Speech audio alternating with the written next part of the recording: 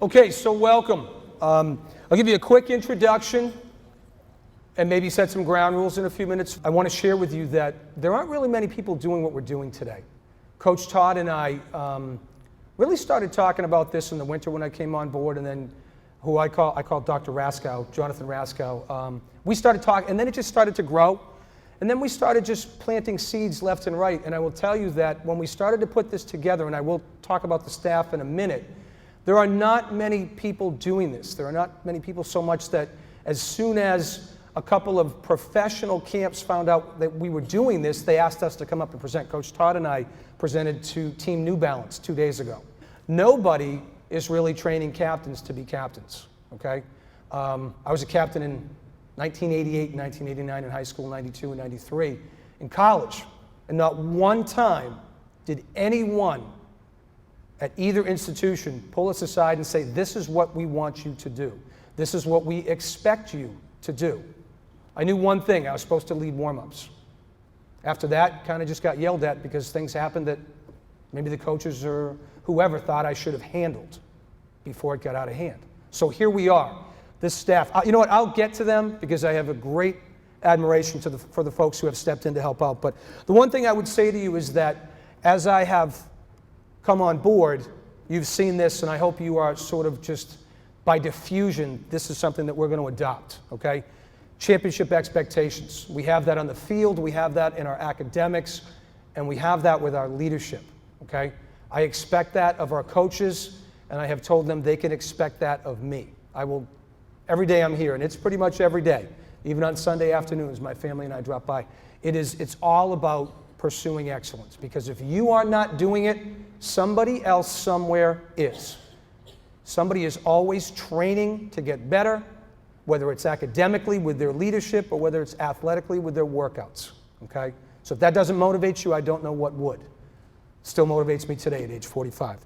It's my goal, it's our goal that you walk away with at least one skill between today and tomorrow. Now, I think you're going to walk away with about a dozen, but if you walk away with something today or tomorrow, then our time has been valuable, okay? Because again, nobody's really doing this, so this is important to us that you walk away with skills.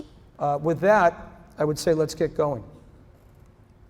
Okay, first of all, please write down what you've learned the skills needed to be an exceptional leader. What course, what seminar, what workshop have you been to before? Write that down, please. Give you about 30 seconds. Where have you learned what you need to know to be an exceptional leader?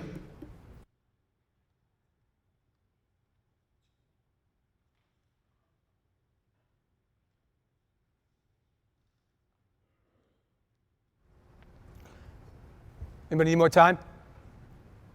Okay, so we'll go back to that, but talking about our goals for the first 2 days here, the only 2 days, we want to establish a common definition, a common value of what leadership and excellence looks like and should look like in Milford, okay, Scarlet Hawk Nation. That's important to us. Learn and review the necessary skills that you'll need to be an effective leader, to lead your teams, okay?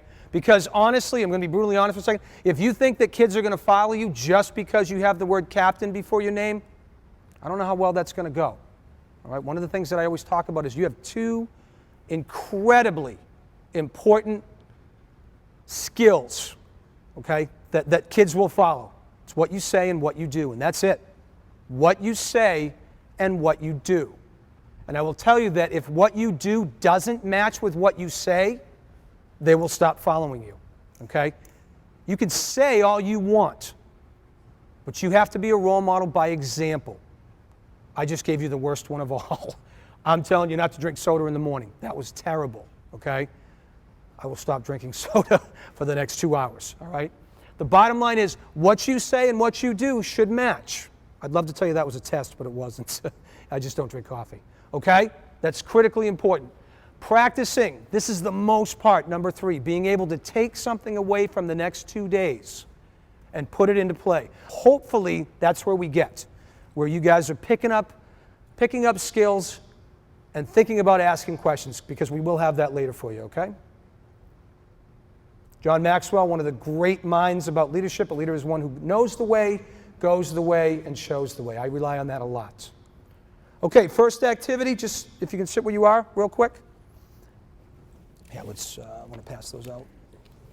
Okay, so while our staff is passing these out, this is our first activity. This is called human bingo. Raise your hand if you've played this before. I doubt it.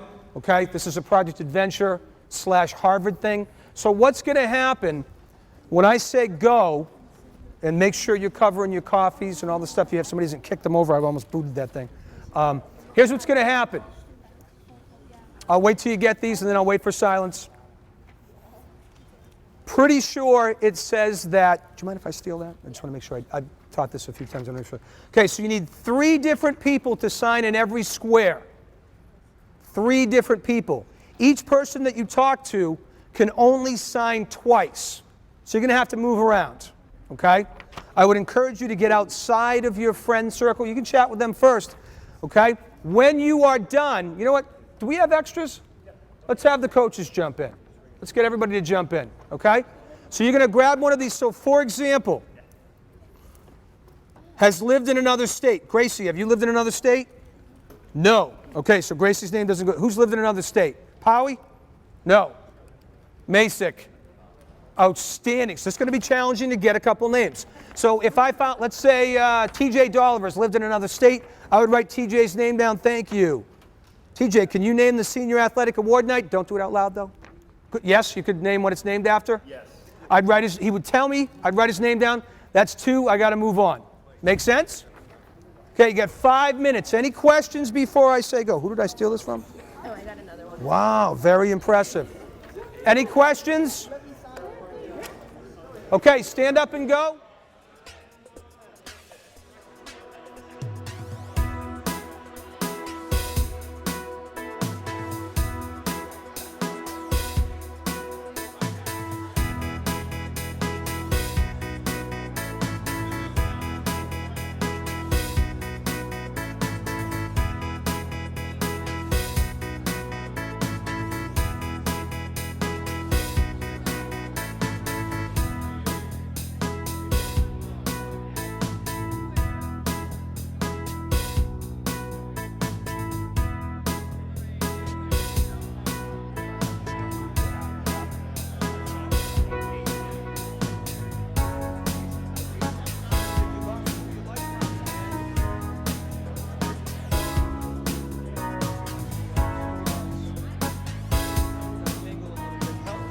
Okay, show of hands. How many got every single square? All 3 people.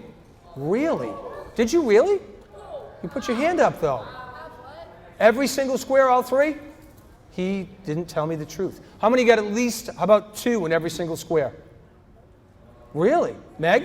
Yep. Okay, in the back. How many got at least 1 in every single square?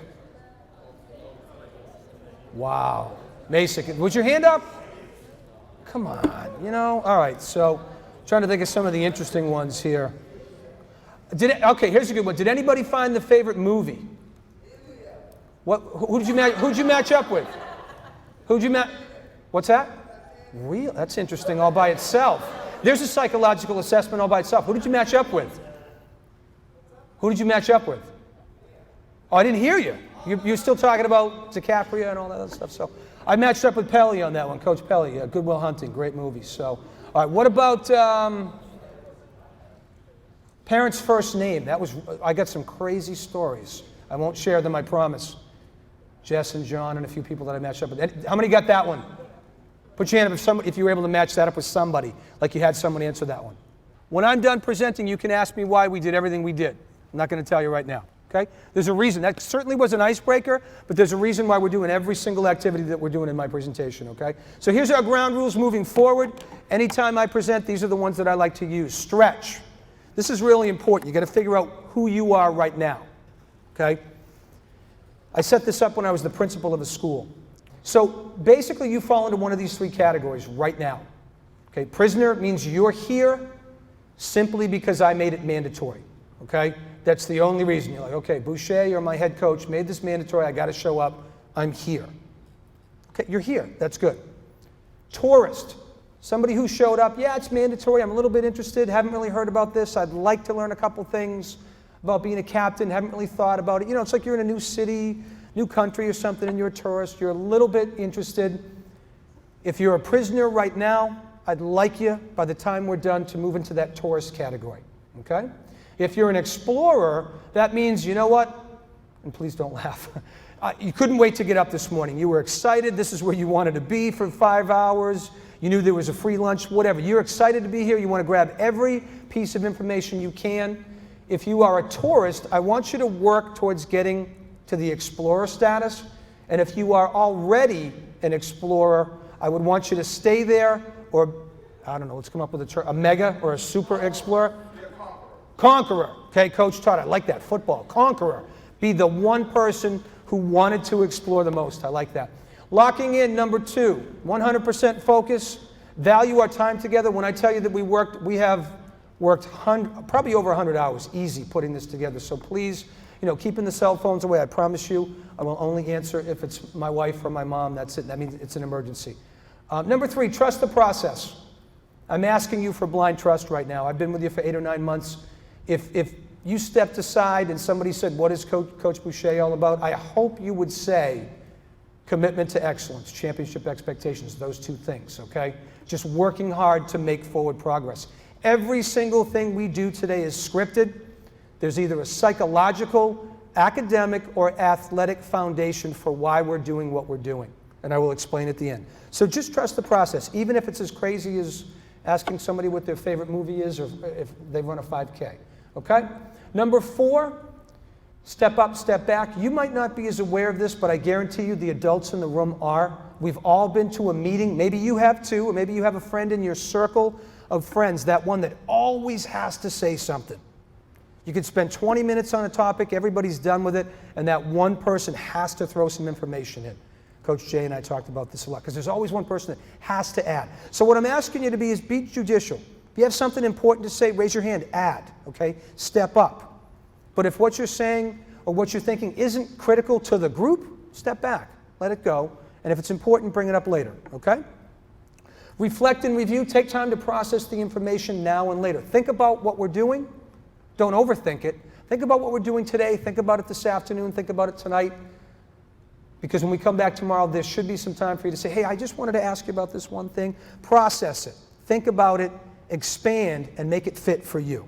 All right, right now what I want you to do is very quickly, we're going to start with Jack and we're going to move to his right, okay? Basically just kind of stand up, and what I want you to do is tell us, the group, what sport or sports you are the captain of. I also want to know your 2 favorite sports, okay? I'm Pietro, I'm the captain of the lacrosse team, and my 2 favorite sports are lacrosse and soccer. Jack, do you want the mic or are you okay? My name is Justin. I'm here for swimming, and my 2 favorite sports are swimming and soccer. My name is Allie. I'm not a captain, but I play field hockey, basketball, and softball. Let me explain why Allie's here. Allie was chosen by the MIAA, as was Ryan Gray. Ryan is at the MIAA right now.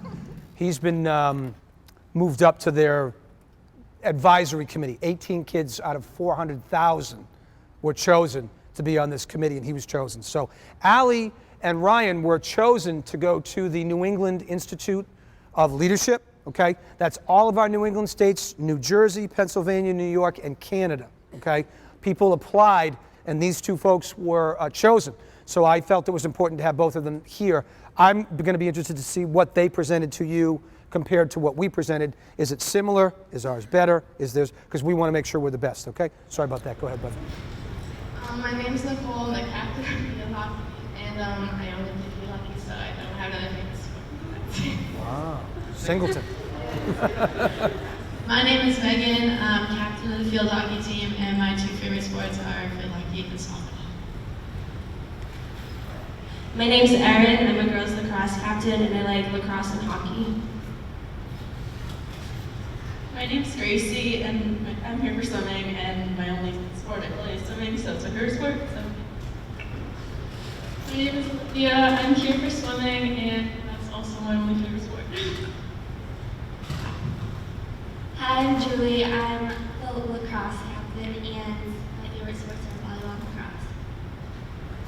Hi, my name is Victoria. I'm I'm here for tennis, and I really only play tennis. Let's make sure we're saying our two favorites. If you have another sport that you really like, let's make sure we mention that.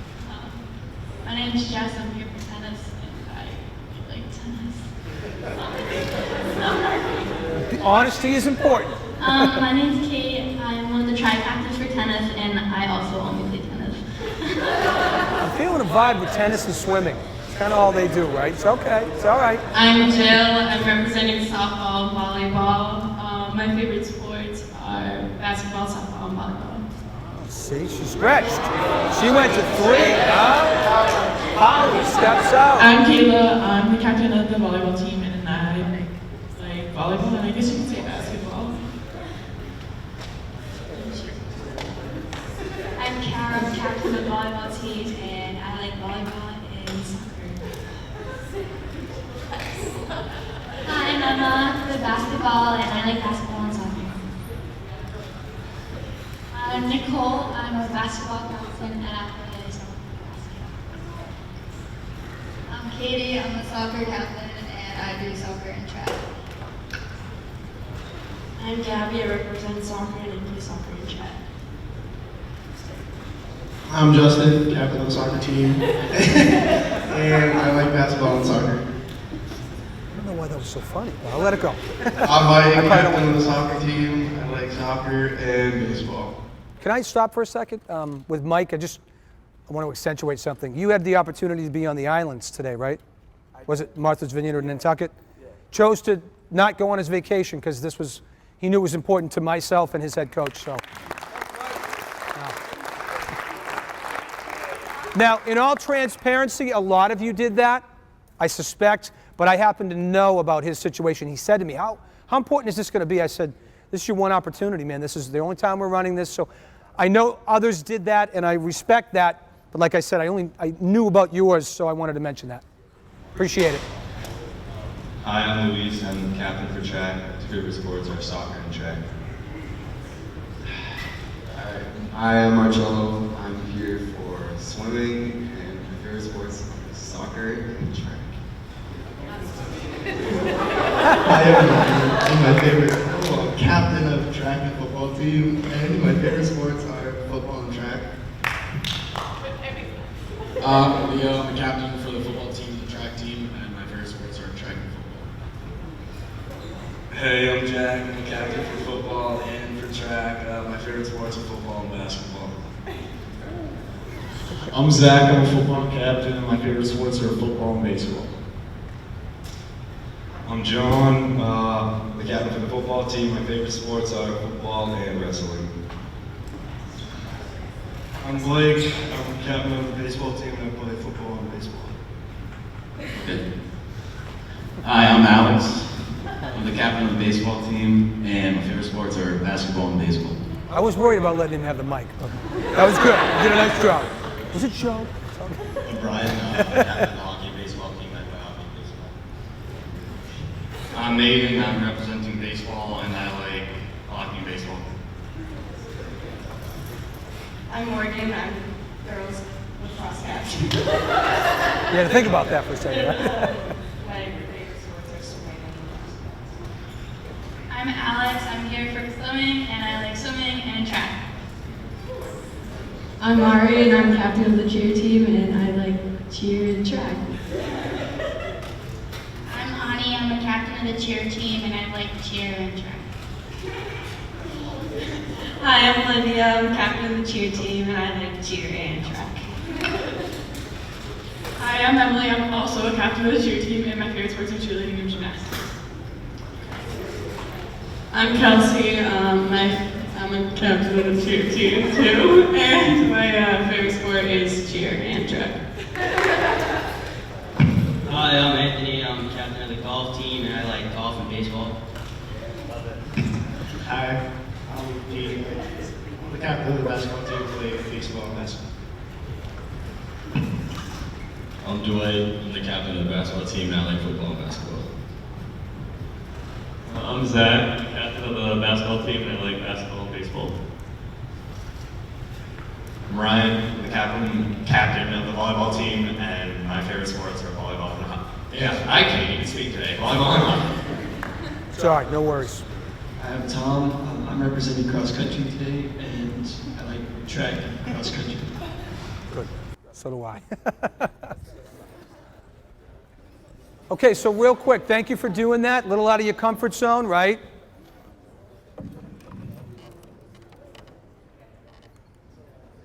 So raise your hand. You mentioned 2 sports that you really like. Some of you are captain of both. Raise your hand if you play both of those sports here at Milford High School. Put your hand up really high. I want to see that. Okay?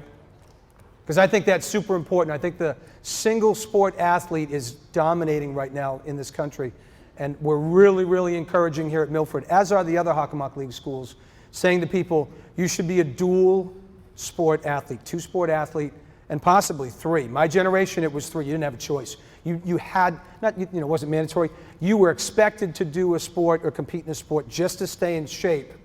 You know, your football coach or your cross country would want you in another sport throughout the season to make sure you were staying in shape and maybe to stay out of trouble a little bit. So busy, let's put it that way, to stay busy, okay?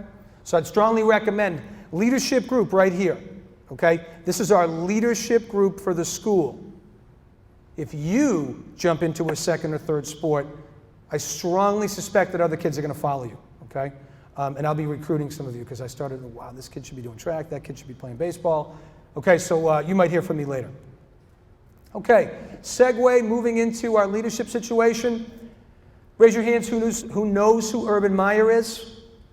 Okay, national championship head coach. Here's what Urban Meyer has to say. Talent will get you 8 or 9 wins. Discipline will start pushing that to 9. Then when you get to real leadership, that's when the magic starts happening. It's when you start getting rings, championships, okay? That some really cool things start happening on your team. Urban Meyer is one of the greatest coaches of our generation, as far as I can tell. I've studied a lot of things that he does. I've read a lot of books. Bill Parcells, Bill Belichick. You know, that football coaching model can help just about any other sport. One of the things that I liked about Urban Meyer, and Coach Todd can expand on that later during his presentation, he had 47 Division I recruits. And one of the first questions he asks is, what other sport do you play? 42 out of those 47 were 2 or 3 sport athletes, because he wants his football players wrestling or playing track or playing baseball, because it enhances some of their other skills, whether it's agility, whether it's reaction, whether it's strength, whether it's a cerebral perspective. He actively pursues, okay, recruits that are involved in other sports. So just keep that in mind. Okay, that lends itself to what I was talking about. Okay, so we have a couple of activities, things that I want you to do at this point. What I would probably do, I don't think I need you. Yes, you do need your pens for the first one. I apologize. Okay, so pens out, pencils out, please. I'd like you to write on a piece of paper 1, 2, 3, and 4. You don't need a lot of space, okay? Okay, no gimmicks, no funny business. There's no trick to this, okay? I'm going to walk around. Guess number 1. How many M&Ms are in the jar? You do not. My kids are waiting for it when I bring it home today. We might have another prize. We'll think of something, okay? Guess number 1. How many M&Ms are in the jar? I'll come around. Okay? There's no funny business. It's okay? All right. I'll walk around. Guess number 1. Okay, hold up. We have a question. This might be your question too. Go ahead. Oh, no, you're not answering. Do you have a question for me? No, not yet. Come a little closer. Okay. How many M&Ms are in the jar? Question number 2. You cannot collaborate with anybody from your sport. So I saw, you know, a couple of cheerleading captains, a couple of football captains. You cannot collaborate with them right now. Okay. Question number 2. I'm going to give you 1 minute. Okay. When you're done, sit down. You can sit in the front over here, whatever, over here a little bit. Question number 2. Wait till I say go, please. Question number 2. Find a partner, discuss it. You must agree on an answer and then sit down. You must agree on an answer and then sit down. Write it down, number 2, and then park it. Go.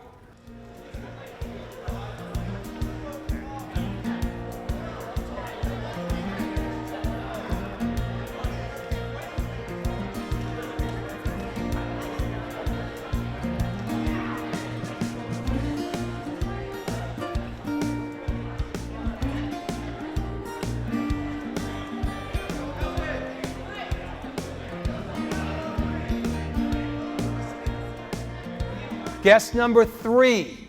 Your group of 2 merges with another group of 2. I'll give you a minute. You must agree when you come together. So you should get in the group of 4 when I say go. We have a question. That, I don't mind how you merge now. Yes. Ready, go.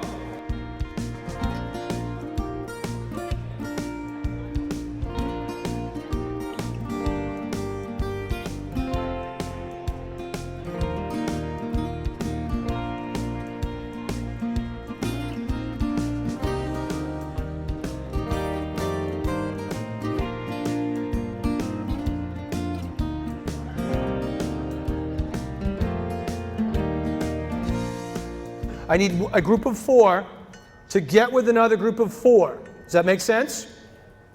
Okay, I'll give you a minute. Make one more guess. You must agree. Go.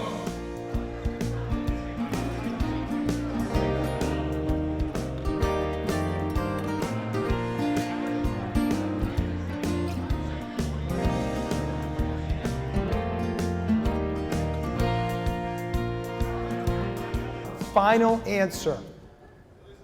Your own final guess now. You've worked with one other person, you've worked with 3 other people, you've now worked with 7 or 8 people. What is your final answer? Write it down, please. We'll give you 15 seconds. Final answer.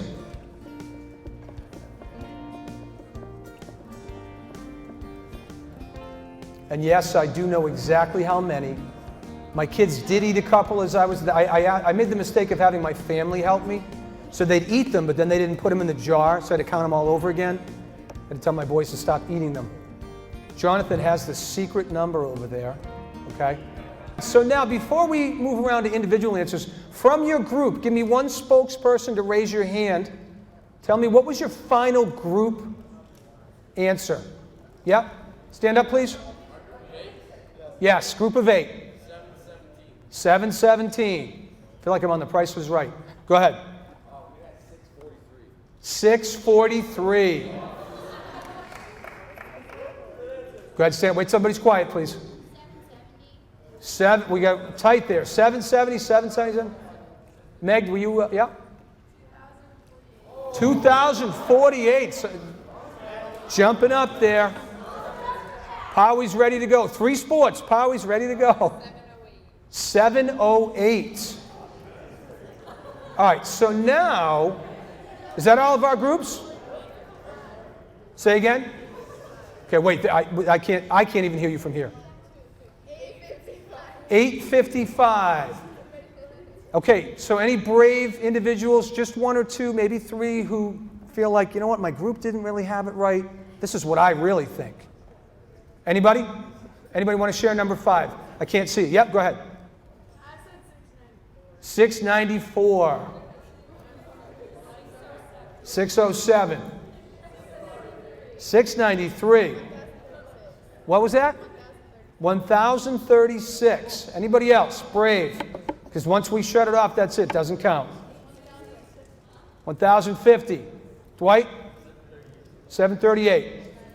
903. Last guess right here.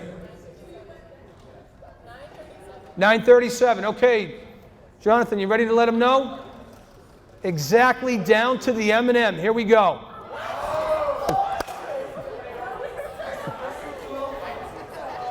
So, did you have it?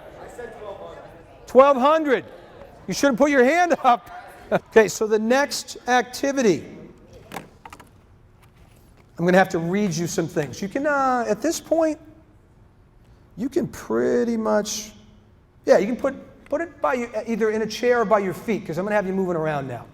And again, I'll repeat, there's a method to the madness. There's a reason why we're doing everything that we're doing. And you know what? I kind of like the coaches playing along, so if you guys want to jump in on this, please do, okay? All right, so this one, let me make sure I'm going in order here. Yep, this one's called Sit Down, Stand Up. If I make a statement that you identify with, stand up, and then I'll say, okay, sit down, and we'll go to the next one, okay? So for example, and honesty is so critical as a captain, as a coach, as an athletic director. Being honest it's all you have. Really, besides what you say and what you do, being honest is just absolutely ironclad and critical, okay? I'll leave you at that. So for example, let's start this one. If you are wearing a sock or a t-shirt with a hole in it, stand up. Everybody's looking, this is great. I hope we got that on TV. All right, so either nobody's being honest, thank you. Hey, round of applause for her, yeah. Okay, love the honesty. Okay, if you drive a brand new car, stand up. Oh, Coach Pelly, outstanding, okay? Round of applause for honesty, okay? Okay, here we go. If you sing in the shower, stand up. Dwight, he just jumped right up. Look at that, outstanding. Wow, that's impressive. Okay, sit down, please. Thank you. If you sing in the car, stand up. Wow. Is there anybody sitting down? That's outstanding. Thank you. Sit down. Yeah. Here comes some tough stuff now. If you did not apply deodorant today, stand up. And don't be surprised if people move away from you, but did not apply deodorant this morning. I think some people, all right, I'm going to trust you. If you shaved today, stand up.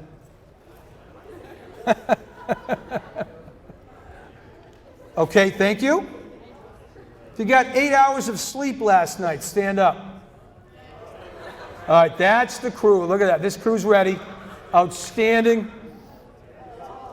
Thank you. I'll just say thank you. I don't feel comfortable saying sit down.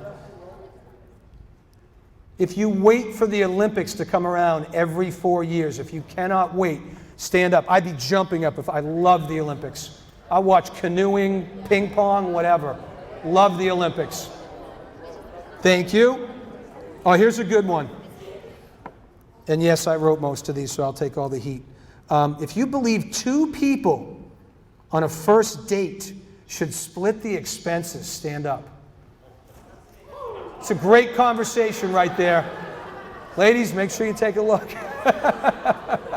Oh, Nicole, good for you, buddy. All right, thank you. Thank you. You know what, I'm going to throw one. Stand up if you plan on working out later today or already have worked out. Stand up if you plan on working out later. And just a reminder, your coaches are in the room, so.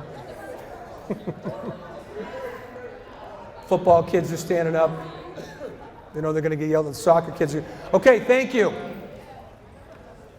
I will encourage you to ask me why we did that, okay, later on, but I won't tell you now. The next one is called spectrum. Okay, this is called spectrum. I am going to need you in a minute. You know what? I'm going to trust you. I wasn't going to put you on the stage, but what I would like you to do, without knocking over my markers or my M&Ms, I'm going to leave them there because I trust you. I'm going to ask you to just stand up, walk up on stage, shoulder to shoulder, and just face me, okay? So do that now, please. Okay, so here we go. Do you all know what a spectrum is? Thank you for being honest, because a spectrum is not something I would expect you all to know. You all know politics. Why am I talking like I'm from the South? Y'all. I'm not really from the South. Yeah, it doesn't feel right. Thank you, though. So, politics. We all know politics, right? There's the left wing. This is a spectrum. Then you move all the way conservatives, and you move all the way to the right wing. You know what I'm talking about? So there's way to the left and there's way to the right. Does that make sense? Okay, that's a spectrum. I'll be honest, do we have another good example of a spectrum? How about those of you in art, right? There's the color spectrum, light to dark. Physics, it's been a long time since I took physics, okay? All right, are you with me? Okay, here's what we're going to do. I'm going to make a statement. I'm going to make a statement. You're going to have to move without knocking. This is not bumper cars. Okay, this is non-contact spectrum, okay? Way to the left will be one answer. Way to the right will be the other. And you're going to fill in wherever you want. You can have open spots. Wherever you think you fall into The category. Yeah, Jonathan's probably, Dr. Raskow's probably very smart to be moving stuff, okay? So here we go. Here's the first one. I'll walk you through it. The category is early riser. Far right, my left, your right would be, this is the beginning of the spectrum, you believe in getting up with the Army. They get up at 4 a.m. I'm getting up at the crack of dawn. The other end of the spectrum is, why would I even get up before noontime? Why would I do that? Place yourself where you think you should be. Get up at the crack of dawn. Why would I even consider getting up before noontime if I had to? Wow.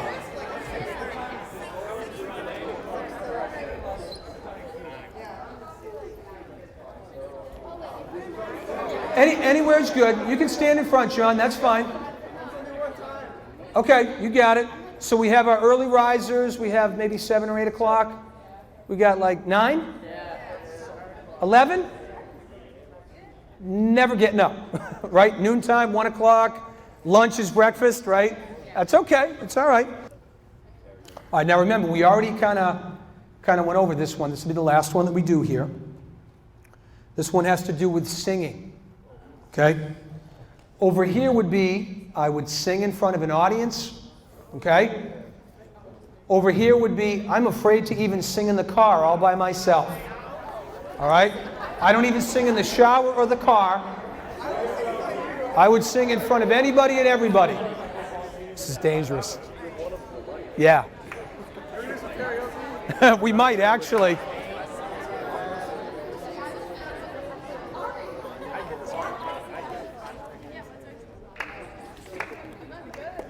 Okay, so, Aiden, you probably don't sing in the car much? It's scary, right? Yeah. And you ladies would sing in front of an audience. What would you sing? Should we? What? Should we have him sing? Track 3 of what? I think we should have him sing. Can you do it? Yeah. I need the music. Yeah. What? Is that like, would I consider that fresh? All right. All right. You know what? Just the fact that they said they would, we might hold them to that at lunch or tomorrow. All right? Okay. All right. So stay where you are. You did a great job with that. And these guys are already singing. Okay, you with me? All right, hands by your sides, facing forward. You need to be able to see me. Don't push anybody out of the way. Just face, as long as I can see your face, okay? So the next activity, and I will ask the adults now to help me police this, okay? Absolutely no talking from here on in. Not a peep, and please don't go peep like my kids do. Get angry, right? Okay, no discussion whatsoever. I would have broken you up into 2 groups, but this is Milford, and I think we need to do this as one group, okay? It's important. Nobody can fall off the stage. Don't push or shove, all right? You're not competing with anybody. We're one big team. This is called silent lineup. Has anybody ever done this? You have? Okay. 1,000,000 times. She seems angry. All right. It's okay.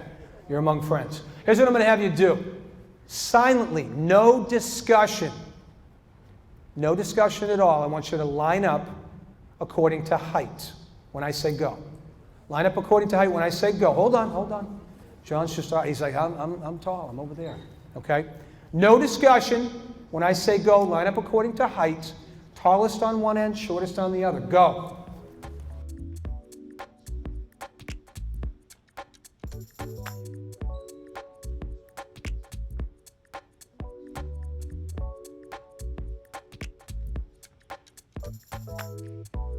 Tallest to, you know what, I guess politically correct would be not so tall, but shortest, it is what it is, right?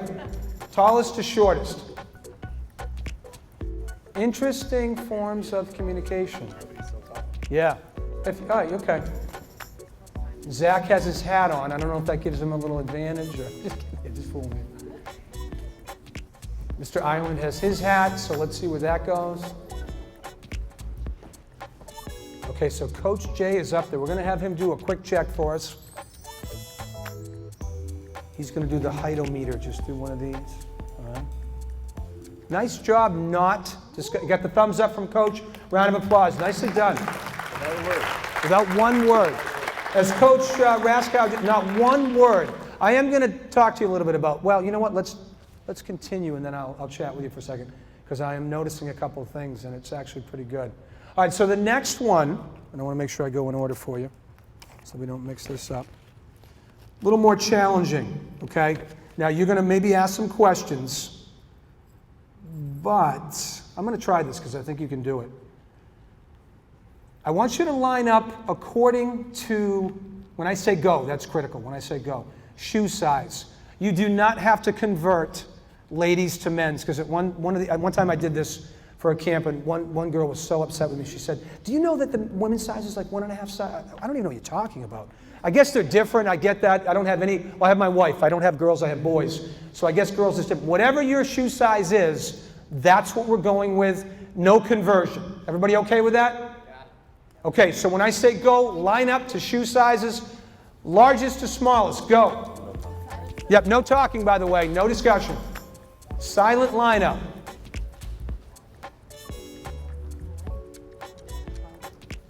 Oh yeah, he must be doing it.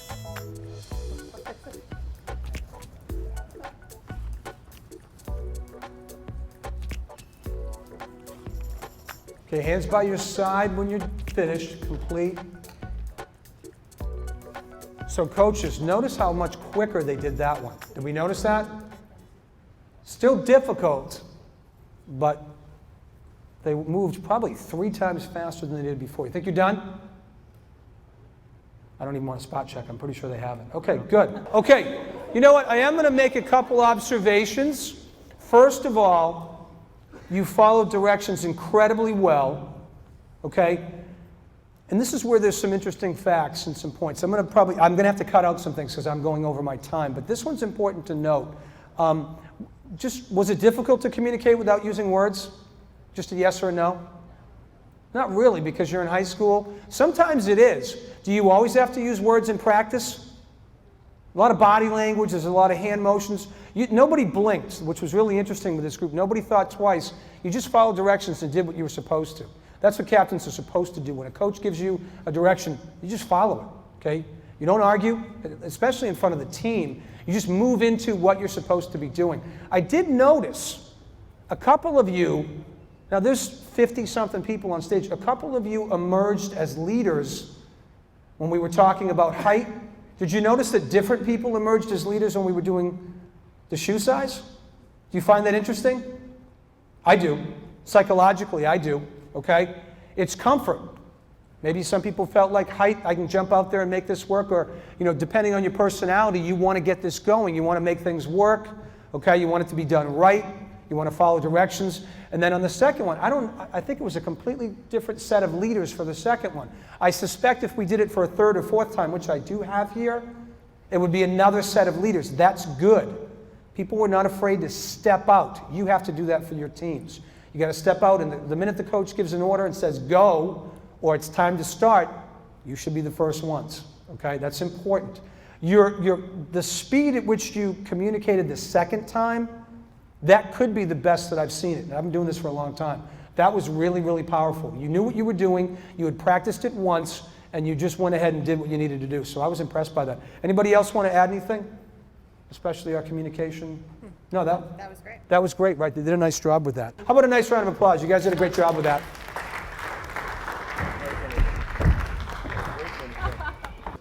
Okay, so once you get settled, grab those notebooks. You had your own definition of leadership, correct? And I'm going to move a little bit quicker, okay? Leo, what was your definition of leadership?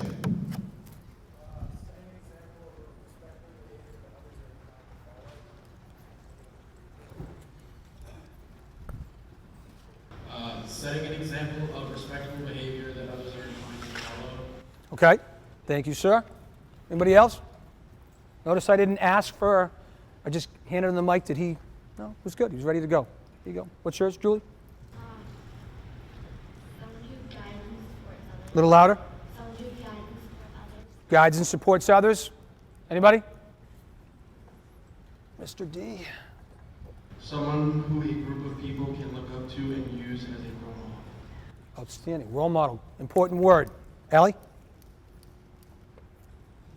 I said leading by example and being able to take all thoughts and ideas into consideration when making choices. Wow, good. Okay, those were all great. Thank you. And as I suspected, we probably all have different definitions of leadership, okay? So we looked this one up.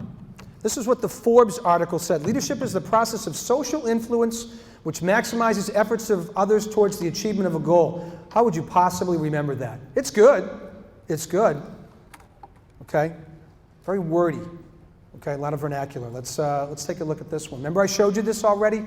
I did that on purpose to see would anybody remember that. I showed you before I asked you about the definition.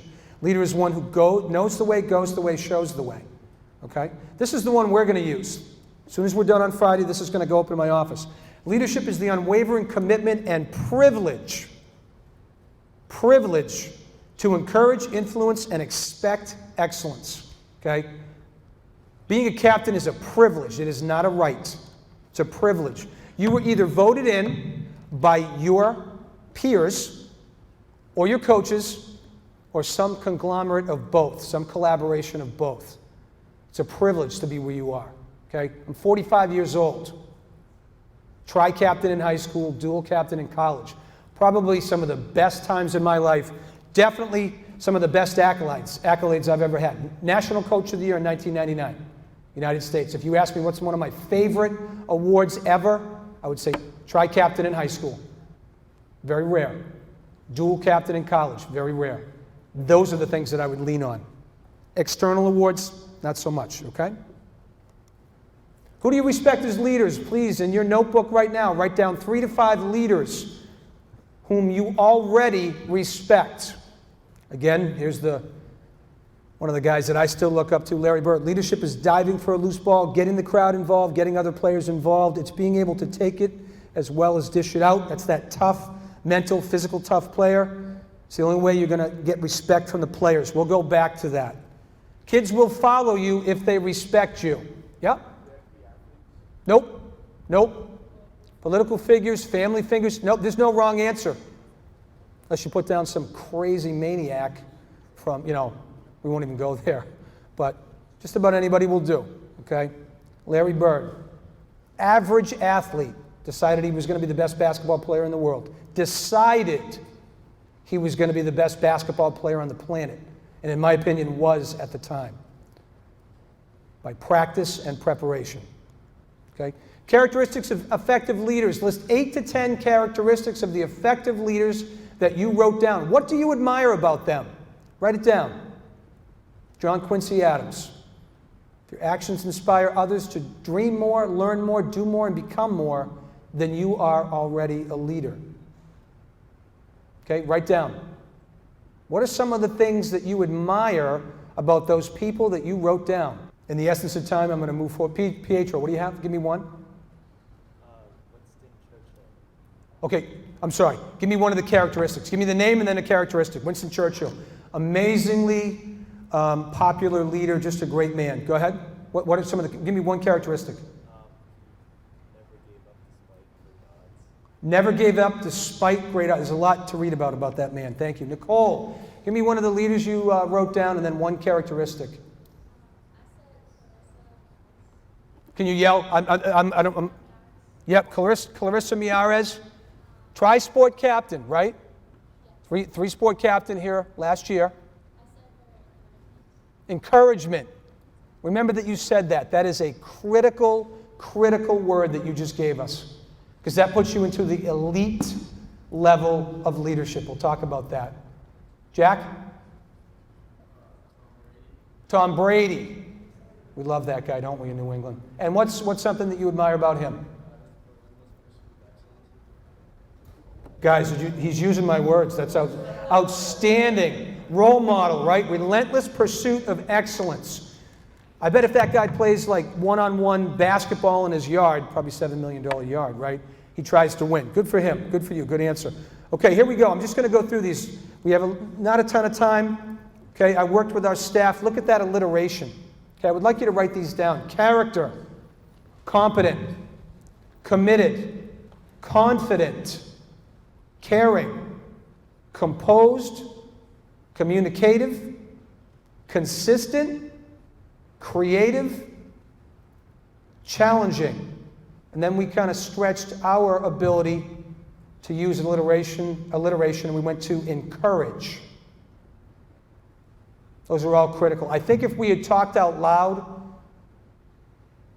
that's what we would have come up with. What are the rewards of being a captain or team leader? Just write something down. What do you think the rewards are?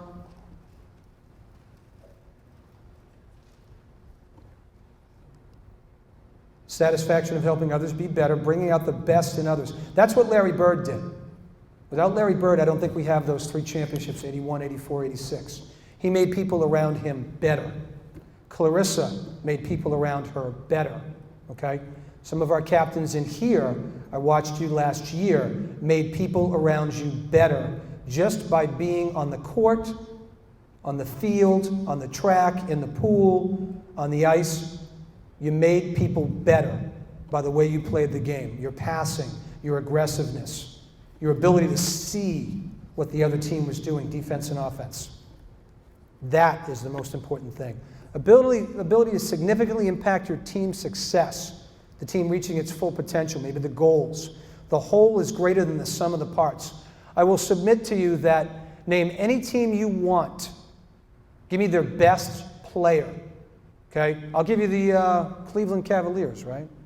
Arguably I know he didn't get the MVP.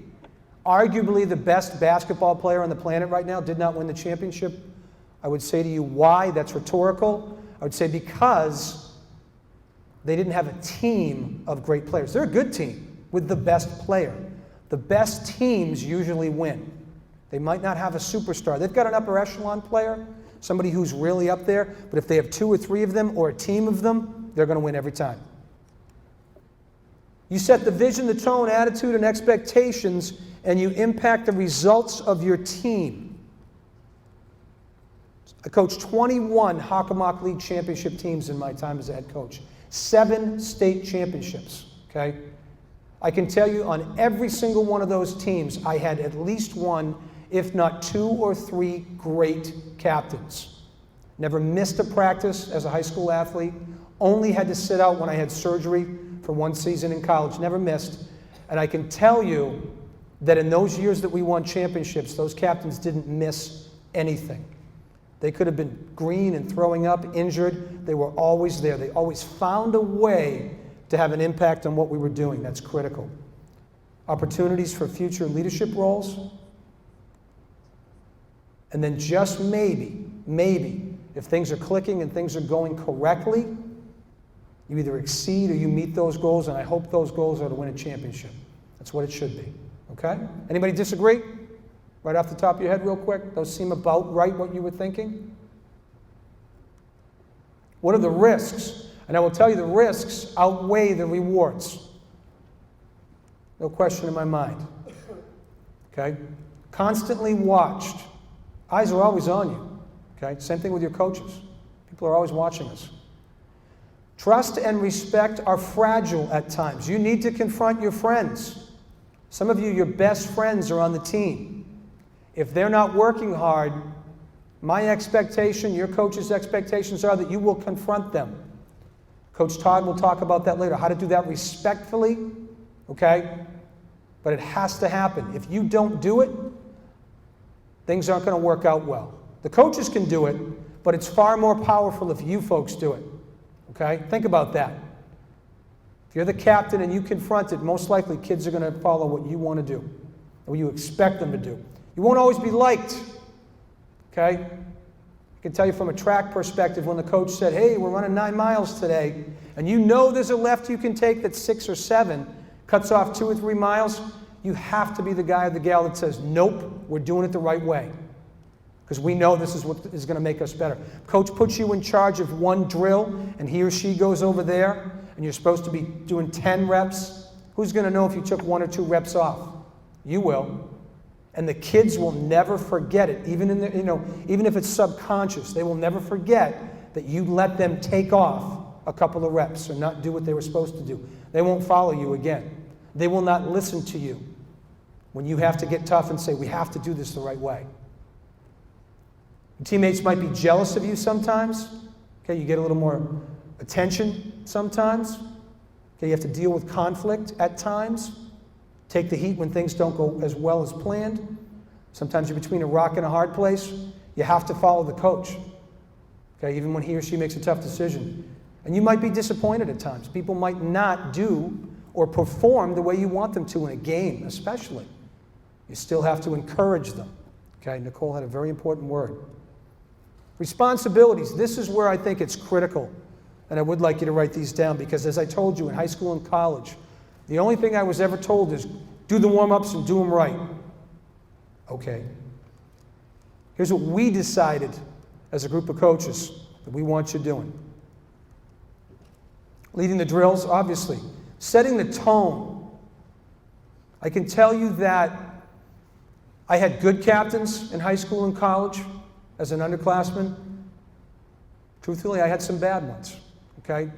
When you're walking out to practice and you know you have to go run 5 by 1 mile repeat with 5 minutes rest in between, and if you don't break 5 minutes on each repeat, you have to do it again. This was in college when we were trying to get to the New England Championships.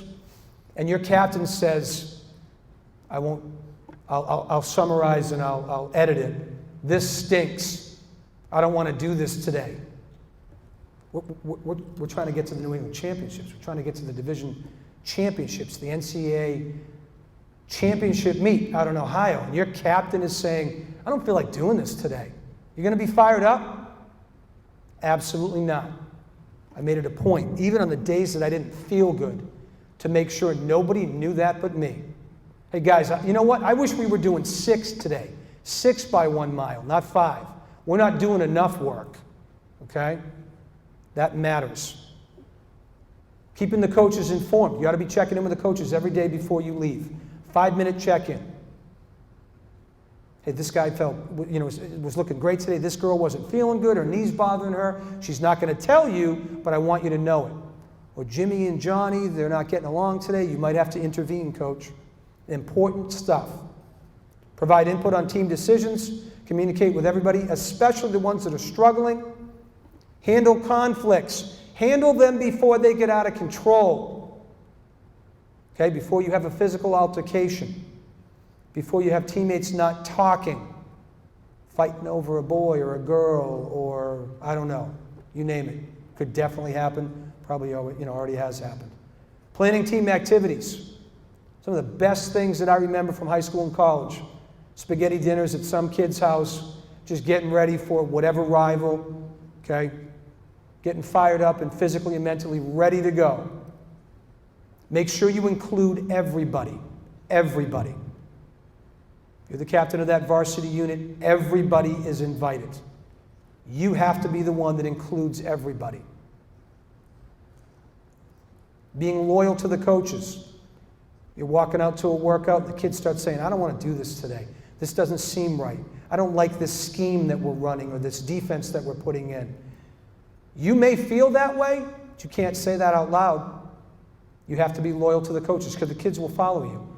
Hey guys, you know what? He knows what she's doing. She knows what she's doing. Even if you disagree, this is critical. Follow the coach, and if you disagree after practice, not in front of the kids. Never should you disagree, unless you think someone's hurt. Okay, and I know that we have coaches in this building, we would not allow that. We're not going to put anybody in physical or mental jeopardy. Okay, it's the only time you should ever disagree with a coach. Disagree after practice. Say whatever you want after practice. Leading by example every day. Huge. Talk the talk and walk the walk. Encourage and expect excellence. 7 days a week, 12 months out of the year, every single day. Even you folks that play a spring sport, if you don't do any other sports, which we want you to do one other sport, but if you don't, you are expecting and encouraging excellence every single day. Academic excellence, athletic excellence. Okay, so here comes one of our critical activities. Guys, thank you, sir.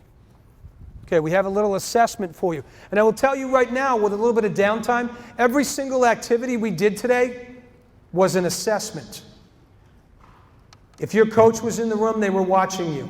Every single thing that we did, from spectrum to stand up, sit down, okay, was a kinesthetic, psychological assessment.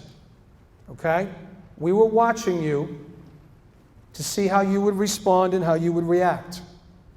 And if you want, sit with me at lunch. I won't have time to go over it right now. I will tell you what we were looking for. First, we were looking for honesty. What people were willing to put themselves out there with some of those ridiculous questions. Were you willing to be honest? And you were. I will tell you right now, this group has passed with flying colors so far. Okay, so I want you to go through this. You need to be brutally honest. Not who you want to be, who you are right now. You have a series of questions. Circle your answers, okay? And again, this is not, don't worry about what your buddy's doing left or right. And no one's doing this. This is all about you. I'm not going to ask you for the numbers. What we're doing right now is critical foundation of where you are. Who are you right now? We good? Okay, written assessments. Critical that you are honest, and honest Abe here. Never be sorry. Okay, never say sorry for being honest. Here we go. Add numbers 1 through 12 up. Write that down. Add numbers 1 through 12 and write them down. Right below number 12. I think I left you some room, correct? This is Jeff Jansen's leadership assessment. Okay, nationally known author. Guy's done a great job. Write that down, please.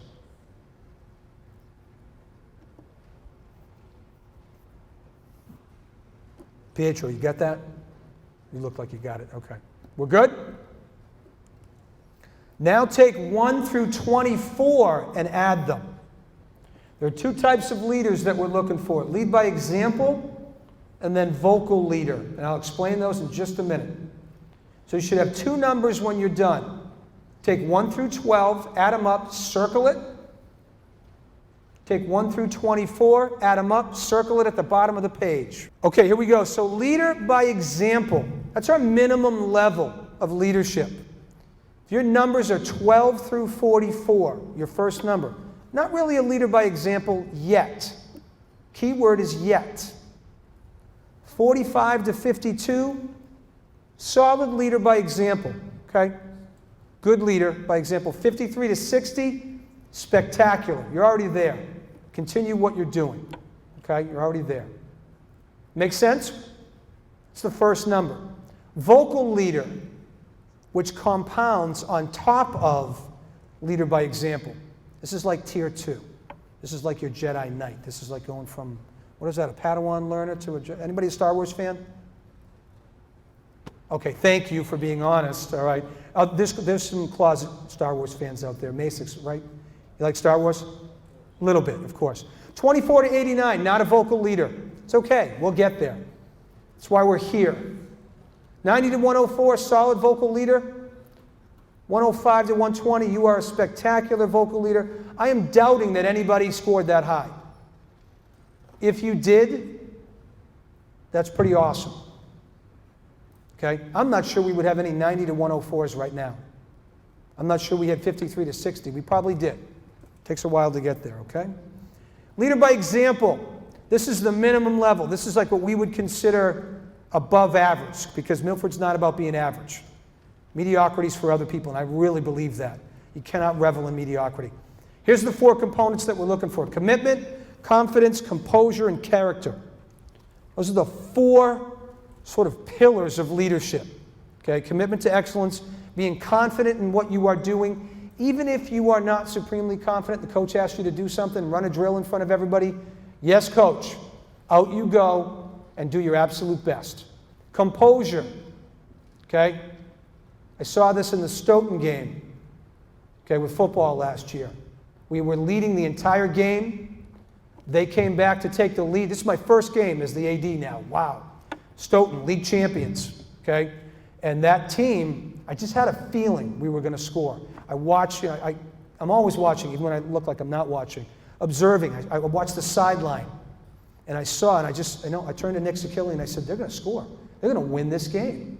And he looked at me and he said, yeah, I think they are. And sure enough, 2 minutes to go, we get a great pass, guy runs into the end zone, boom, we win the game. Composure, okay? Other teams would have folded because they wouldn't hold their composure. They sort of fold under pressure, all right? Character, who you are when the coaches aren't around, who you are when your parents, grandparents, guardians, whoever, are not around. That's character. How do you behave when we are not around? That is critical. Okay? That is critical. Vocal leader.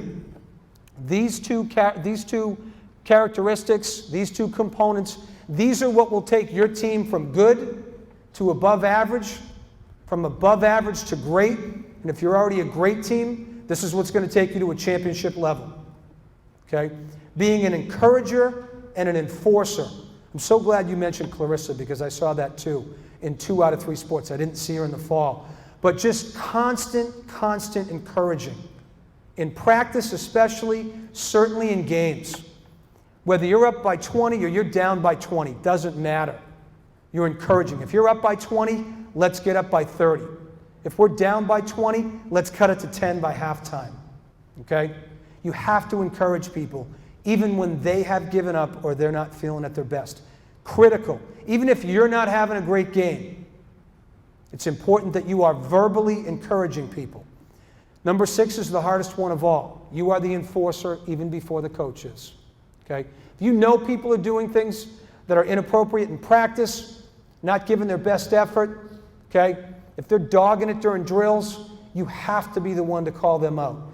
Either it's one-on-one, sometimes you got to call them out in front of their group, sometimes you got to call them out in front of their team to make a point that you will not allow it.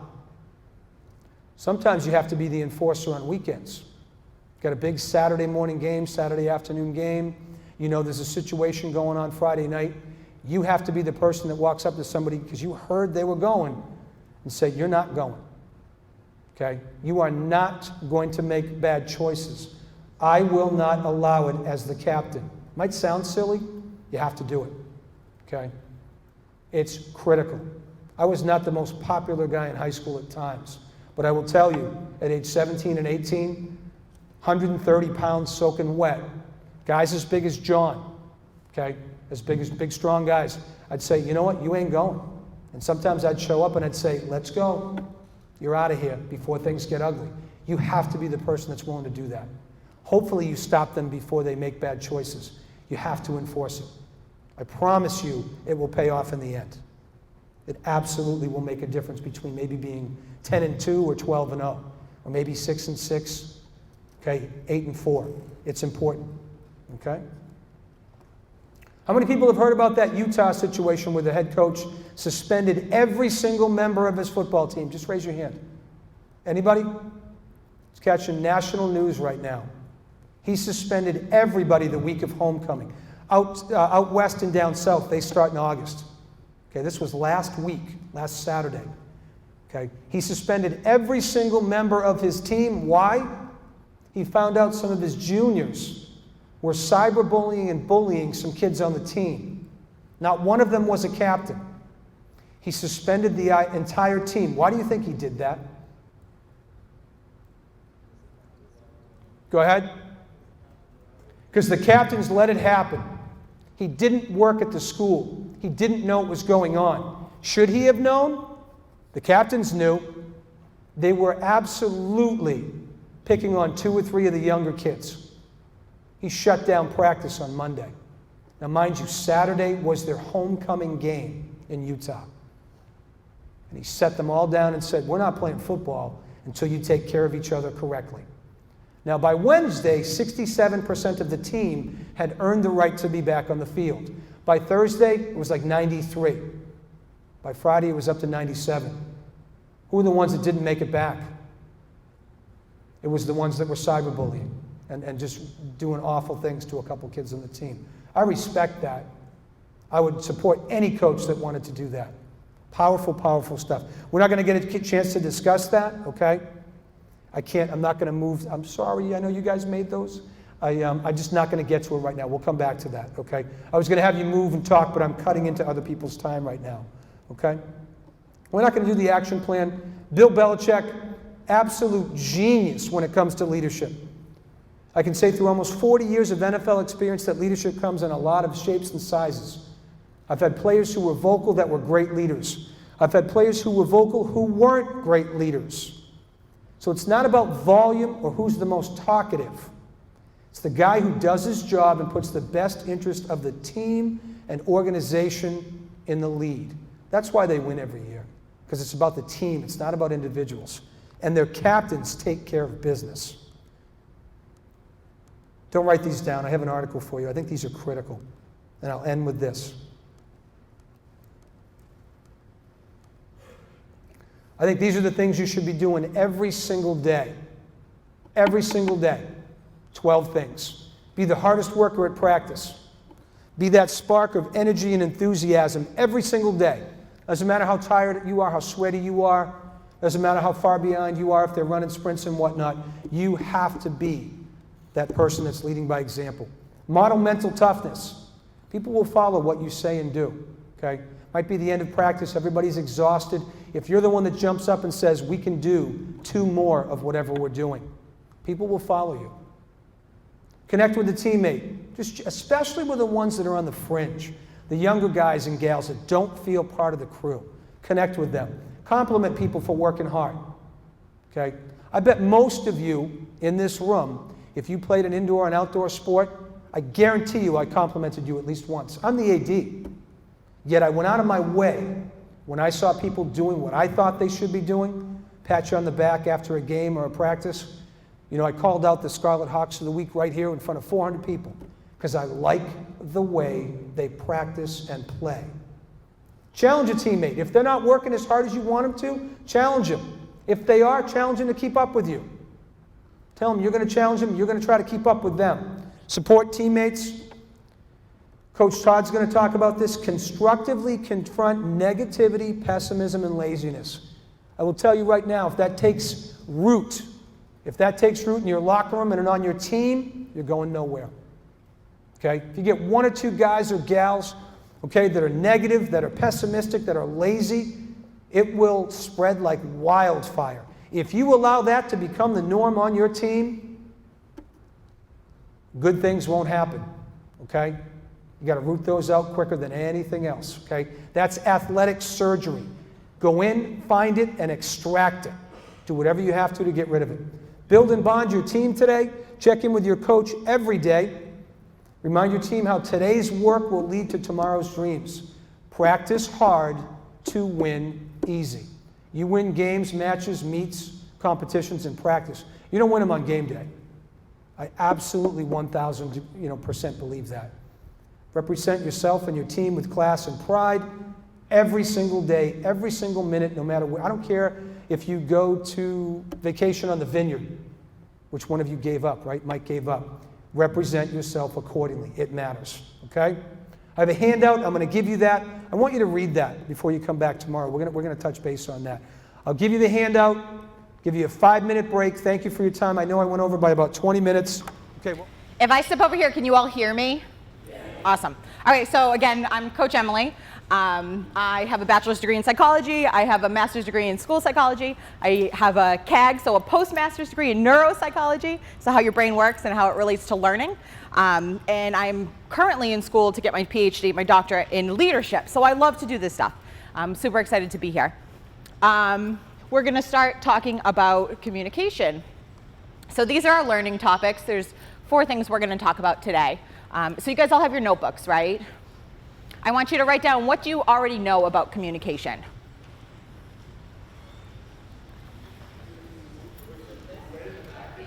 Oh yeah, let's do the paper, sorry. Sounds good. Give you guys about a minute. You can answer the next question. How have you used communication to help you lead in the past? And what are your strengths and weaknesses with communication? So Mr. Boucher talked about how important it was for you to look inside yourself and to be able to reflect on your own performance. So we want to make sure we identify strengths as well as weaknesses.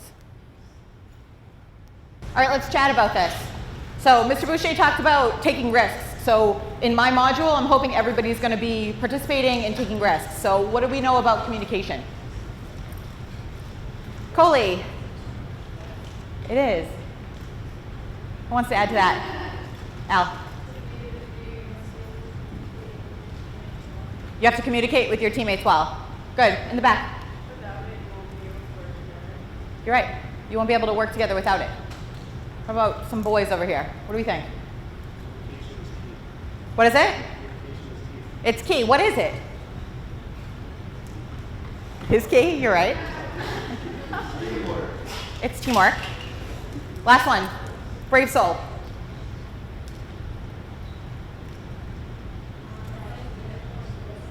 Great. Critical and group settings. In the back. Helps you learn about each other. Good. All right. So the first thing that I'm going to talk about is choices. So this is a great quote. In any given moment, we have two options. This is step forward into growth or back into safety. So the first, guys in the back, the first thing to realize is that you have a choice. Everything is a choice. Okay, so that's kind of the foundation of my presentation. So self-talk. Everybody has self-talk. It's kind of your internal commentary. It's known as thoughts. You guys all have thoughts, right? Yeah, and you can't stop your thoughts. It just doesn't happen. So some of us think positively and some of us think negatively. And going along the thought kind of train, some of you are prisoners here, right? As Mr. Boucher said, don't raise your hand, I don't want to know. You guys are thinking, oh, why do I have to be here? This isn't applicable to me, right? What do you think the tourists are thinking? So people who are like, oh, what do we think? Megan?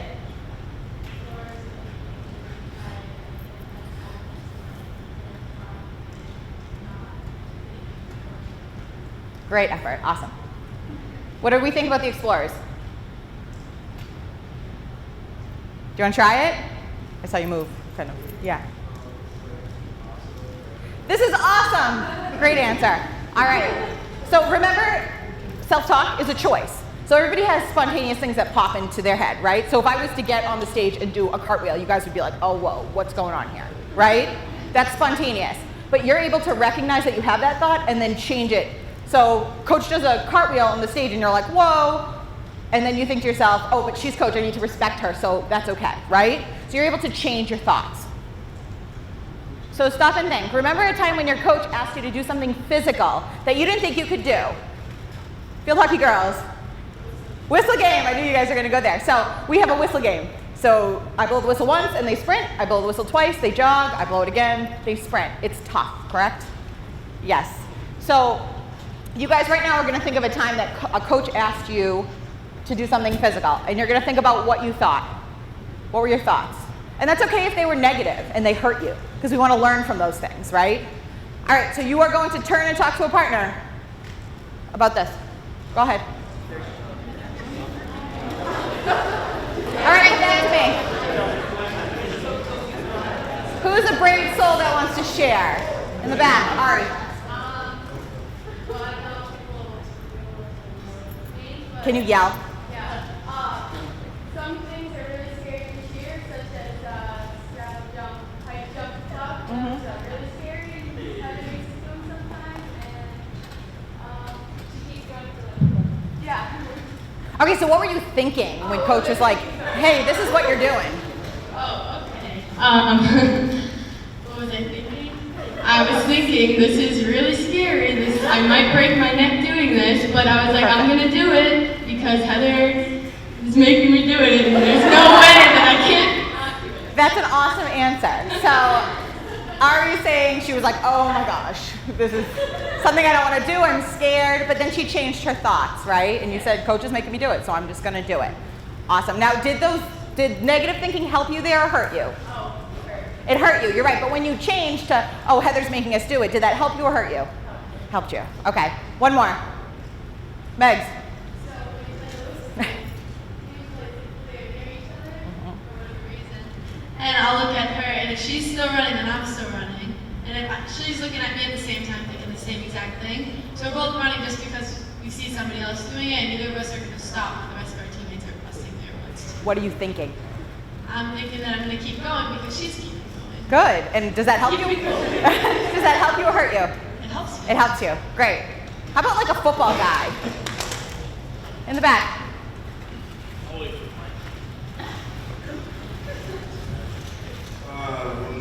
I think it was my sophomore year, we had a conditioning test. We had to run a mile in under 6 minutes. And just like the whole time, I was thinking like, I've never done that before. Like I don't run distance. Like I don't know.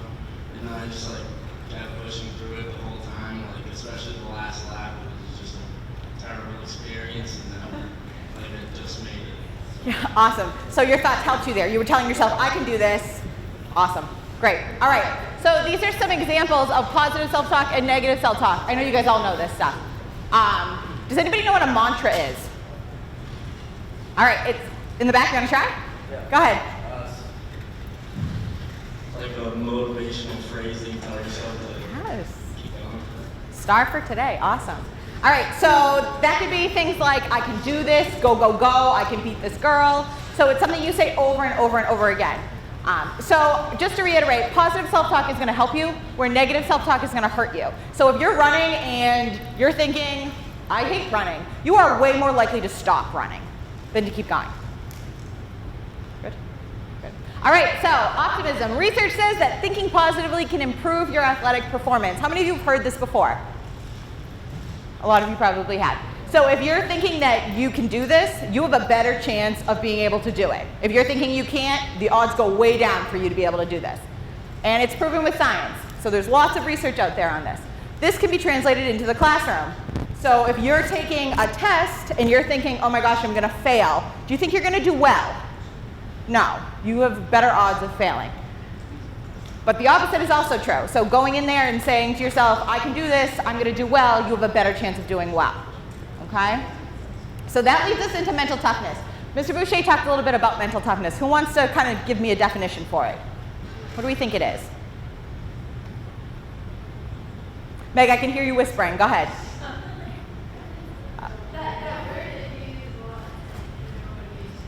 Intrinsic motivation. You too, listen to me.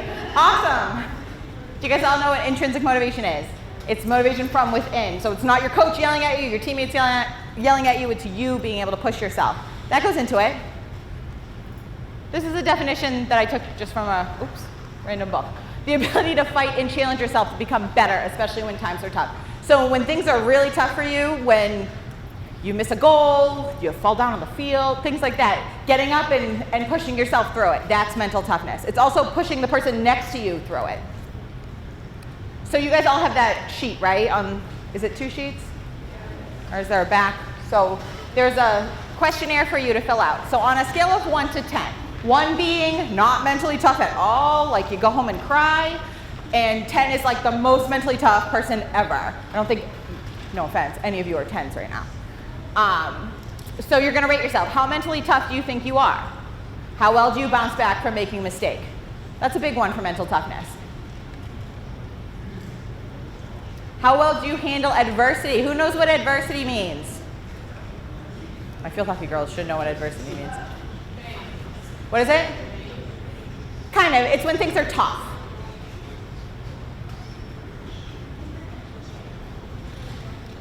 How well do you accept feedback from coaches? That's a big one. Coach pulls you out and you get on the sideline and you sulk or you roll your eyes. That's not being mentally tough. How well do you work under pressure? And how well do you stay focused when winning is on the line?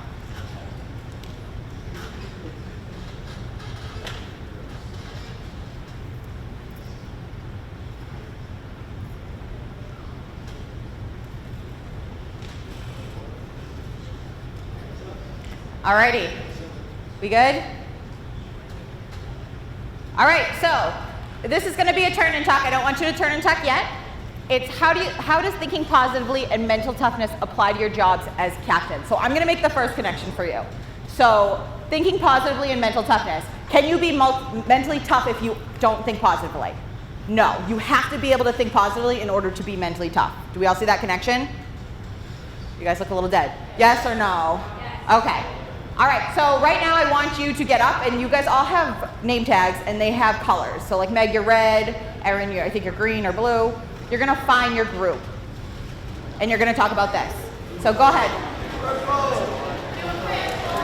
Okay, so there is a connection between thinking positively, mental toughness, and your jobs as leaders. So again, to reiterate, what I want you to take away from this is that thinking positively makes your body and there's a connection between what you think, how you feel, and what you do. So thinking positively is going to positively affect how you feel and what you do, and that's going to affect your team, okay? All right, so the next part is power posing. How many of you have heard of power posing? Raise your hands really high. 2? Wow. All right, so power posing is really interesting. These are called power poses. Can you all see them? Some of you are pretty far back. I want you to all do a pose in the top. So you can stand, you can do some sitting ones. All right, so we're all just posing, we're not talking. Okay, so what power posing is, well, first I'll talk about the top row. The top row is high power poses. So they make you really big. So you're stretched out, you're sitting back in your chair. This is like a Superman pose. There's another one that looks like this. It's not up there. And down here are low power poses. So the bottom row is low power poses. And what that is that people who shrink up. So after you do something wrong, your teacher calls on you guys and you don't know the answer and you're really embarrassed. What do you want to do? You probably want to hide, right? You want to kind of shrink up. That's the low power poses.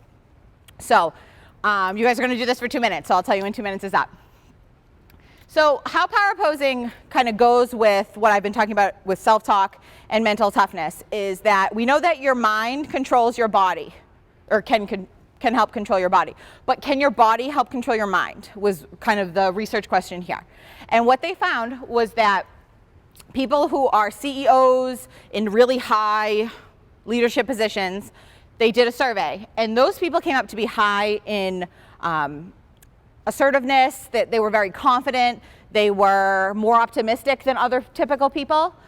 So Amy Cuddy, a psychologist, took this research and she decided to do her own experiment.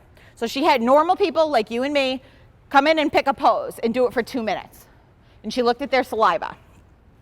And what she found was that after 2 minutes, the people who chose the high power poses, so what you guys are all doing right now, their testosterone level went up.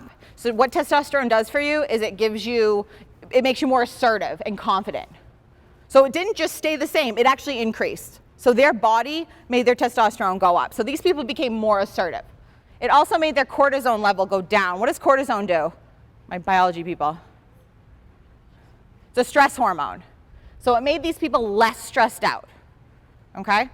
So what happened at the bottom with the low power people is their cortisol, their stress hormone went way up and their testosterone went way down. So it showed that your bodies can actually change what's happening in your mind, and that's going to affect your personality and how you lead. So if somebody has a high testosterone, they're going to be more assertive, they're going to be more confident, they're going to be more optimistic. These people, the high power people, also rated themselves as feeling more powerful. So their body made them feel more powerful. All right, you guys can go back to your seating regularly. So this is our next game. So what I want is, you think this is half here? All right, so from here over, you guys are going to start a line over there, all the way over here. You guys over there are going to go over there, just one big line. We're playing the telephone game. You guys have all played this before, I'm sure. All right, quick, sit down. We're almost done. All right, I'll use a little kid technique. 1, 2, 3, eyes on me. Do you guys all remember that? Elementary school. All right, listen up.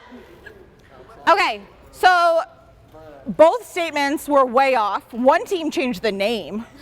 One team went to the beach with pencils. That's like way off. So what does that tell us? This is a debrief. So what does that tell us about communication? That should tell you something about rumors. That's a big one. What do we think? Brave souls. Megan. The real story never gets released the right way. You're right. The real story never gets released the right way. That's a good one. Or Word of mouth changes the truth. So somebody said the right thing. We all started with the correct thing, the correct statement.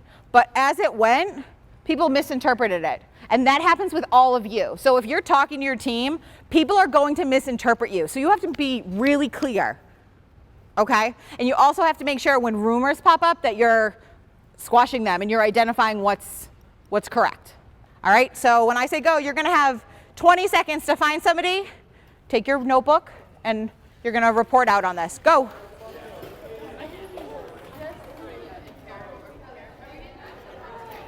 Group, do you want to share it? You guys can just, okay. All right, so come back to me. We're almost done. This is what you guys thought. Group 1 thought 20 for verbal, 40 and 40 for nonverbal and inflection. Let's see. This group over here, 40 for verbal. Who was group 6? Group 6. 40 for verbal, 40 for nonverbal, and 20 for voice inflection.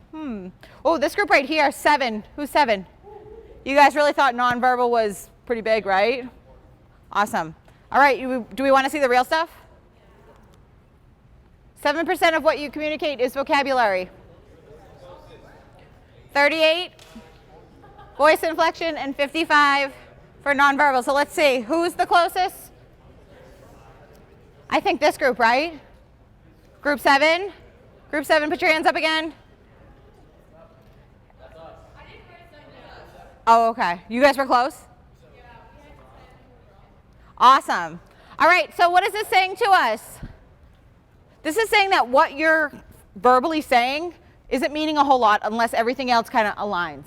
So your nonverbal behavior and your voice inflection play a big role. Anybody want to add anything? Jay, you want to add anything to that? Okay. All right, so written language is the last way to communicate. So we had verbal, we had nonverbal, and written language. You got, how many of you group text?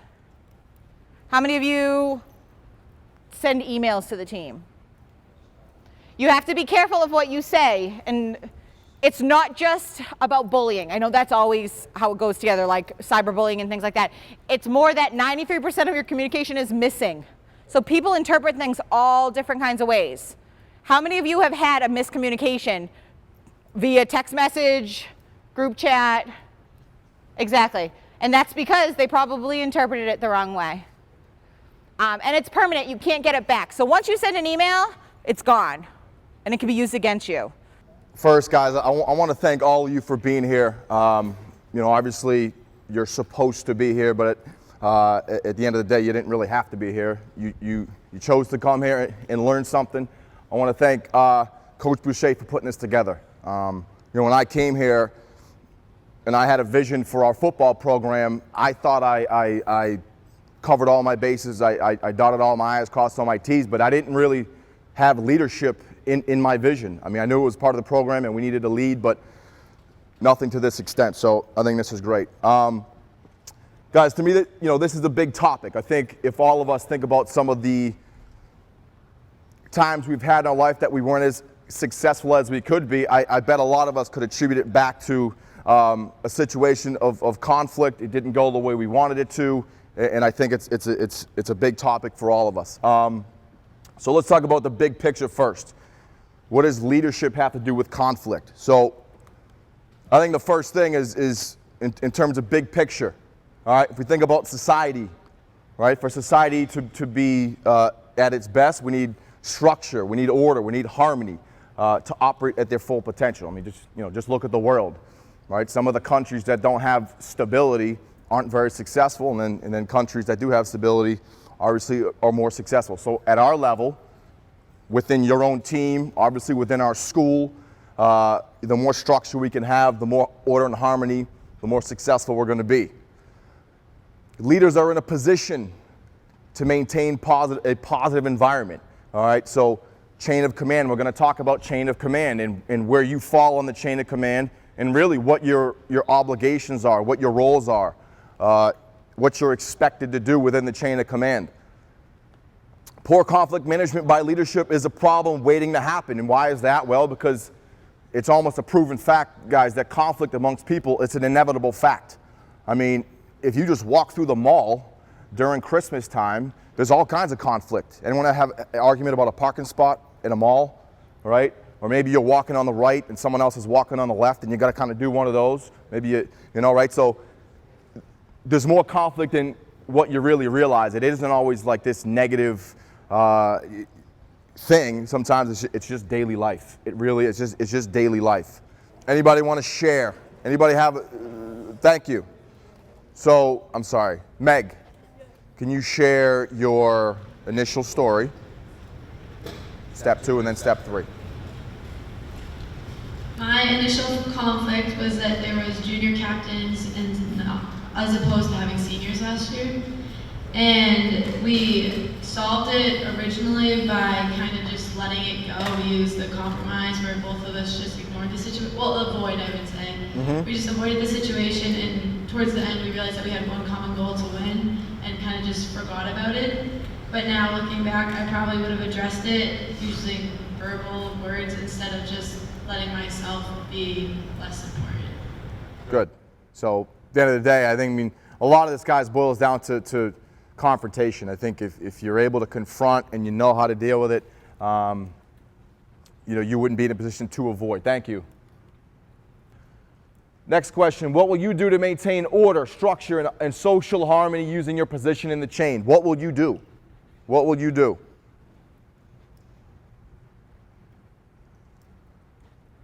Blake. Set a good example. Yes, model good behavior. If you're not a really verbal person, be a leader through example. That's modeling good behavior. Just be a robot for what you think, you want to see. You want other people to see you do. And then I think a big one would be to be more confrontational in a positive manner. Again, confrontation is not a bad word. I think it's misinterpreted as like, you're going to go fight somebody. That's not what it is. You're confronting an issue, right? Think about the word, someone's talking behind my back. Well, this is the front of you, so you're confronting somebody. You're not shying away from the conflict. How will you handle competitors? We all know some competitors. How will you handle them? Accommodator, some people that are just going to kind of shy away. An avoider, someone that will like really, really shy away. Jack.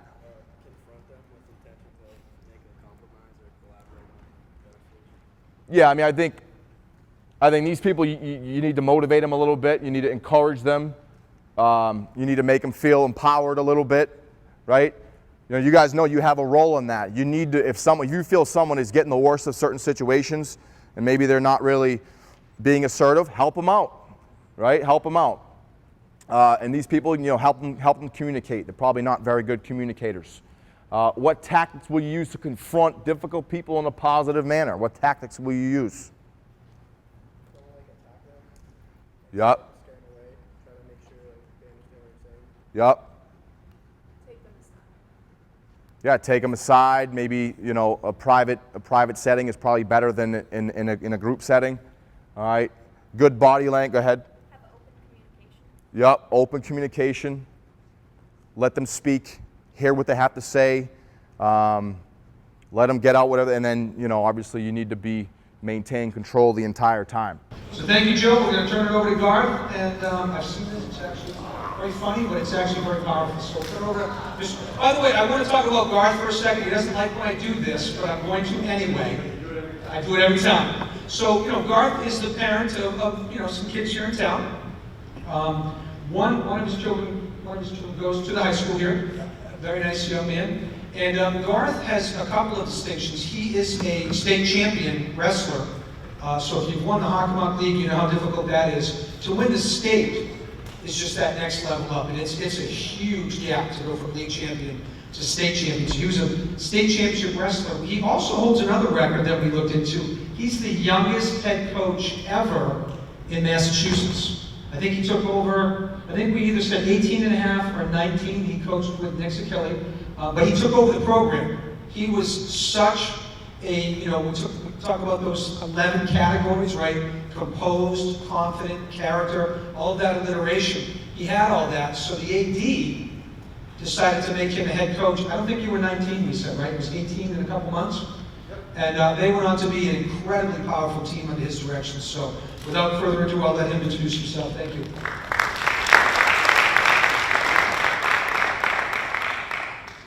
Yes, I definitely was coached here for about 10 years. So for those of you who don't know, my name is Garth.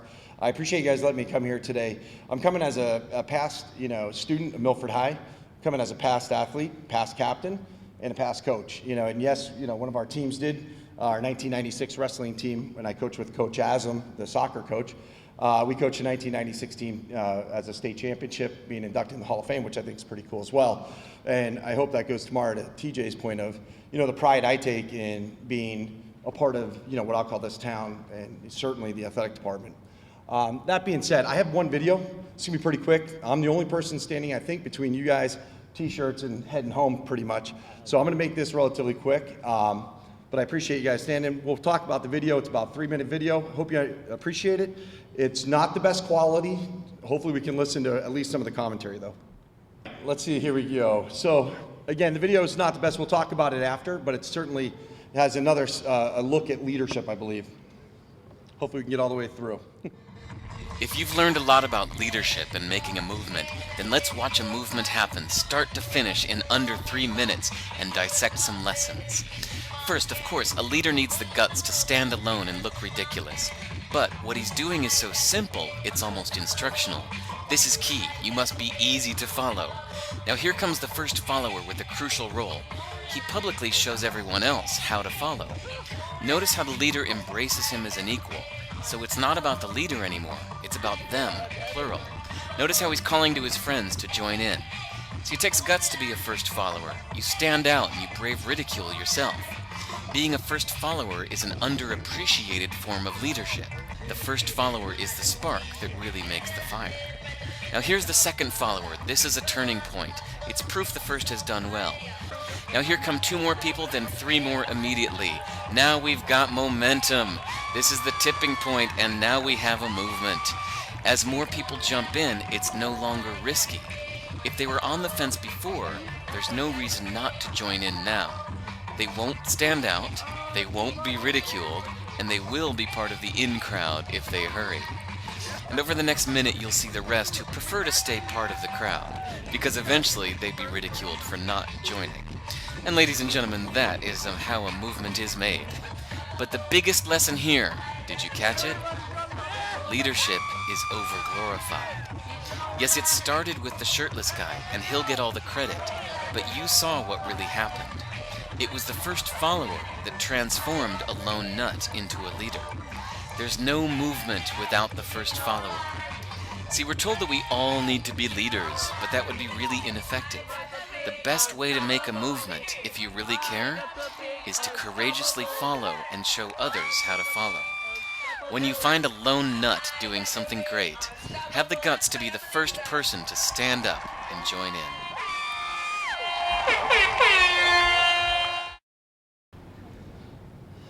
So what's your thoughts? Pretty much I heard a lot today about talking about leadership personally. And pretty much right there at the end of the video, the guy says it's not a big deal being a leader. It's about being a follower. What's anybody's thoughts out there on that? Oh, don't make me pull a Coach Todd and start calling on people. I do know some names out there. Ari, I won't call on you. You've been pretty, participating. Zach, you fell asleep. Maybe you should be the one that has to talk about that. What's your take?